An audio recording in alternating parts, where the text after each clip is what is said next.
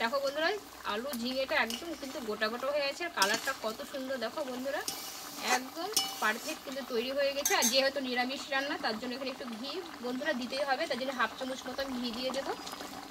আর খুব অল্প মশলায় বন্ধুরা দেখো রান্নাটাও হয়ে গেল।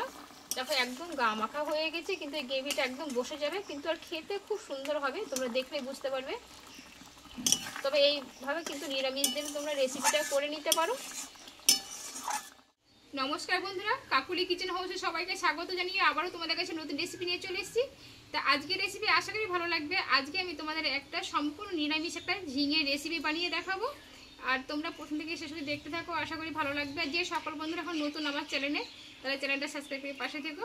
তা কীভাবে বানাচ্ছি তোমরা ভিডিওটা স্কিপ না করে দেখতে থাকো। তাহলে চলো আমি আগুতে সবজিটাকে কেটে নিই। দেখো বন্ধুরা এখানে কিন্তু আমি 2 পিস ঝিঙে নিয়েছি, এই ঝিঙেটাকে আমি কেটে নেব।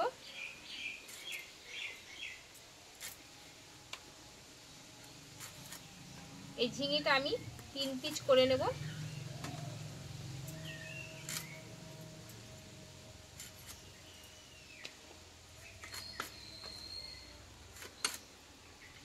বন্ধুরা এই ঝিঙেটা কিন্তু একটা ঝিঙে 3 পিস করেছে, আর এই ঝিঙেটা আমি খোসাটা তুলে আমি লম্বা লম্বা করে কেটে নেব।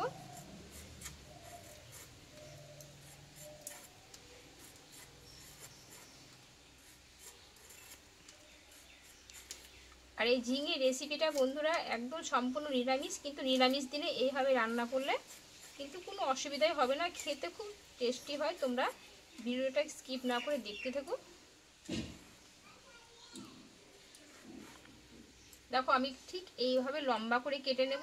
আর ঝিঙেটা কিন্তু একদম জালি হওয়া যায়, তোমরা দেখলেই বুঝতে পারবে জালি একদম।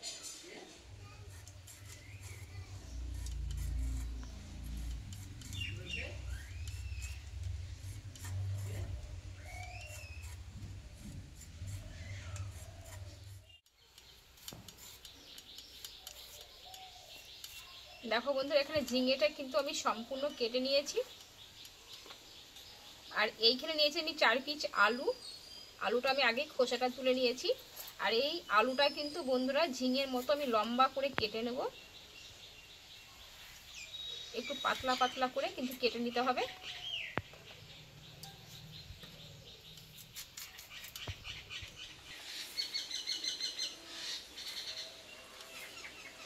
দেখো বন্ধুরা আলুটা কিন্তু আমি এইরকম লম্বা করে কেটে নিয়েছি, যেমন ঝিঙেটা লম্বা লম্বা করে কেটে নিয়েছি তেমনি কিন্তু আলুটা এইভাবে লম্বা করে কেটে নিতে হবে। বন্ধুরা আলু ঝিঙেটা আমি কেটে নিয়েছি। এইবার এখানে একটা মিক্সি আমি জার নিয়েছি, একটা কিনে মশলা বানিয়ে নেব যেহেতু নিরামিষ রান্না। আর মশলাটা কী কী নিয়েছি দেখো। দেখো এইখানে কিছুটা চীনা বাদাম আমি আগে বন্ধুরা শুকনো খোলায় আমি ভেজে নিয়েছি, যে খোসাটা কিন্তু তুলে নিয়েছি, খোসাটাকে কিন্তু ছাড়িয়ে নিতে হবে। দেখো অল্প অল্প একটু লেগে আছে, এতে কিন্তু কোনো অসুবিধা নেই। এই চীনা বাদামটা আমি নিয়ে নেব মিক্সিতে। আর দেখো এই চামচের 1 চামচ মতো আমি দেবো সাদা তিল, আর দেবো এখানে 3টে কাজু বাদাম। আর দেখো এখানে কিছুটা আমি নিয়েছি কিশমিশ, কিশমিশটা আগে একটু ভিজিয়ে রেখেছিলাম বন্ধুরা, আমি এটা দিয়ে দেবো। আর এখানে দেবো 3 টুকরো আদা, আর দেবো 3টে কাঁচা লঙ্কা। আর এইখানে দেবো আমি একটু লবণ, যেহেতু মশলাটা একটু পেস্ট করা ভালো হবে। আর দেবো এখানে জল একটু, দিয়ে মশলাটা আমি ভালোভাবে পেস্ট করে নেব। বন্ধুরা এখানে মশলাটা আমি মিহি করে বেটে নিয়েছি। দেখো একদম মশলাটা কিন্তু মিহি করে বেটে নিয়েছি আমি। এবার চলো নুনটাকে ধরিয়ে নেব। দেখো বন্ধুরা এখানে কড়াটা কিন্তু আমি গরম করে নিয়েছি। এই কড়াইয়ে দিয়ে দেবো কিছুটা সরষের তেল। আর বন্ধুরা এই রান্নাটা কিন্তু সরষের তেলেই করতে হবে, তাহলে খেতে ভালো লাগবে। দেবো একটা তেজপাতা, দেবো 2টো শুকনো লঙ্কা, আর দেবো কিছুটা গোটা জিরে। ফোড়নটা একটু ভেজে নেব। আর তোমরা গোটা জিরের পরিবর্তে কিন্তু কালো জিরেও এখানে ব্যবহার করতে পারো। কিন্তু এখানে আমরা দেখো ফোড়নটা কিন্তু ভাজা হয়ে গেছে। এইবার দেবো কেটে রাখা আলু।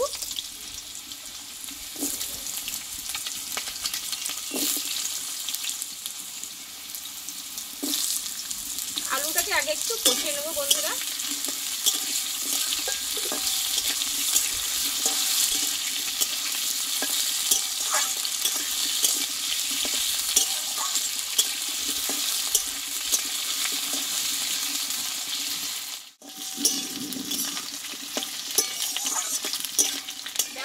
এখানে আলুটা কিন্তু আমি অর্ধেকটা কষিয়ে নিয়েছি। আর যেহেতু ঝিঙেটা এবার আমি এতে দেব, যেহেতু ঝিঙেটাই কিন্তু জল থেকে, আর লবণ পড়লেই কিন্তু জলটা বেরিয়ে যাবে, তার জন্য ঝিঙেটা আমি একটু পরে দিলাম। এবার আলুর সঙ্গে ঝিঙেটাও আমি কিছুক্ষণ কষিয়ে নেব ভালোভাবে।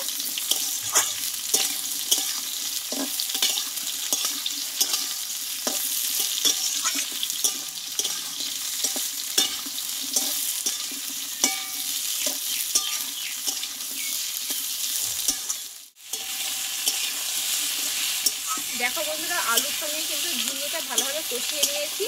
আর এই ঝিঙেটা কিন্তু গোটা গোটা না থাকলে কিন্তু খেতে ভালো লাগবে না। এইবার এখানে আমি মশলা ব্যবহার করব, দেবো স্বাদ মতো লবণ, যেহেতু লবণ আগে একটু দেওয়া আছে মশলার সঙ্গে। আর দেবো হলুদ গুঁড়ো, আর দেবো 1/2 চামচ মতো জিরে গুঁড়ো। আর এখানে মশলাটা যে বেটে নিয়েছিলাম আমি একটু দিয়ে দেবো।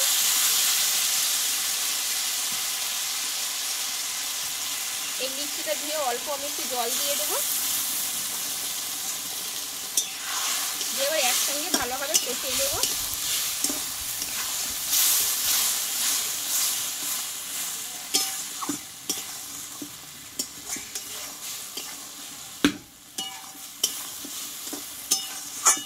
যেহেতু এখানে কিছুটা আদা ব্যবহার করেছি বন্ধুরা, তাই একটু ভালোভাবে কষিয়ে নিতে হবে, এটা আদার কাঁচা গন্ধটা চলে যায়।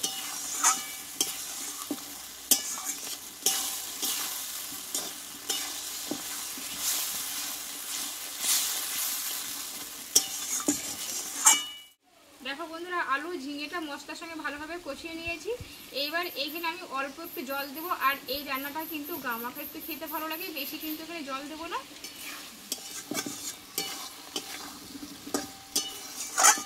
দেখো মশলার সঙ্গে কিন্তু আলু ঝিঙেটা ভালোভাবে কষিয়ে নিয়েছি। আর আলুটাও দেখো বন্ধুরা একদম নরম হয়ে গেছে। আর যেহেতু এটা নিরামিষ রান্না, এতে একটু মানে মিষ্টি ব্যবহার করতেই হবে, তার জন্য এখানে দিয়ে দেবো 1/2 চামচ মতো চিনি। আর এখনই দেখো কতটা লবণীয় হয়েছে বন্ধুরা।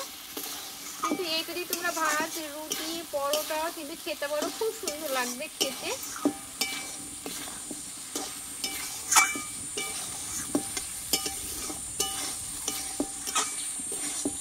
দেখো হাতে সময় নিয়ে কিন্তু কিছুক্ষণ ধরে আমি মশলাটা ভালোভাবে কষিয়ে নিয়েছি। এবার এখানে আমি অল্প জল দিয়ে দেবো, আমি এখানে নর্মাল জলে দিচ্ছি।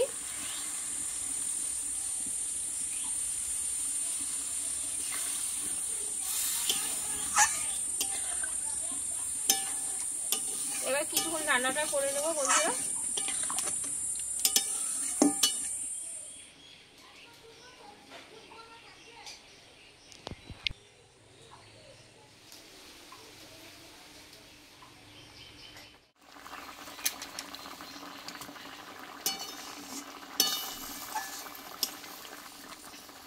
দেখো বন্ধুরা, আলু ঝিঙেটা একদম কিন্তু গোটা গোটা হয়ে গেছে। আর কালারটা কত সুন্দর দেখো বন্ধুরা, একদম পারফেক্ট কিন্তু তৈরি হয়ে গেছে। আর যেহেতু নিরামিষ রান্না, তার জন্য এখানে একটু ঘি বন্ধুরা দিতেই হবে, তার জন্য 1/2 চামচ মতো আমি ঘি দিয়ে দেবো।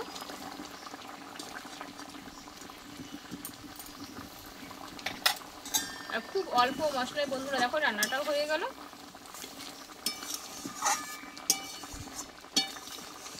আর যারা তেলটা খুব বেশি পছন্দ করো, তারা কিন্তু 1 চামচ এতে সর্ষের তেলটা দিয়ে কিন্তু নামিয়ে নিতে পারো বন্ধুরা। এখানে ঘিটা দিয়ে কিন্তু কিছুক্ষণ আমি রান্নাটা করে নিয়েছি। আর পারফেক্ট কিন্তু তৈরি হয়ে গেছে আমার রান্নাটা। এবার নামিয়ে নেবো আমি। দেখো একদম গা মাখা হয়ে গেছে, কিন্তু এই গ্রেভিটা একদম বসে যাবে, কিন্তু আর খেতে খুব সুন্দর হবে, তোমরা দেখলেই বুঝতে পারবে। তবে এইভাবে কিন্তু নিরামিষ দিন তোমরা রেসিপিটা করে নিতে পারো।